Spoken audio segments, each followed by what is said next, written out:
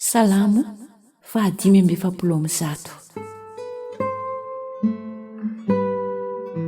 Salamo abidi fideranan'Andriamanitra mpanjaka be indra fo. Anandratra anao ary Andriamanitra mpanjako sy ankalaza ny anaranao mandrakizay toria. Ankalazanao isan'andro aho sy hidera ny anaranao mandrakizay toria. Lehibe Jehova ka tokony hoderaina indrindra ary tsy takatry ny saina ny fahalehibiazany. Ny taranaka rehetra samy hidera ny asanao amin'izay mandimby azy sy anambara ny asanao lehibe. Nilaza ny voninahitry ny fiandriananao sy ny asanao mahagaga no saintsainiko.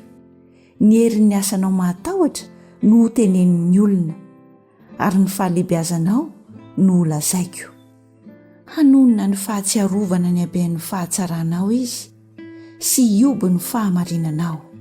Mamindra fo sy miantra Jehova, mahari-po sady be famindram-po izy. Manisy soa izao tontolo izao Jehova ary ny fiantrany dia eny amin'ny asany rehetra. Jehova, mideranao ny asanao rehetra ary ny olonao masina misaotra anao. Milaza ny voninahitry ny fanjakanao izy sady miresaka ny herinao mba hampafantarina ny zanak'olombelona ny herinao sy ny haben'ny voninahitry ny fanjakanao.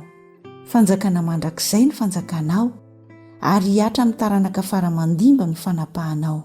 Jehova manohana izay rehetra efa ho lavo sy mampitraka izay rehetra mitanondrika.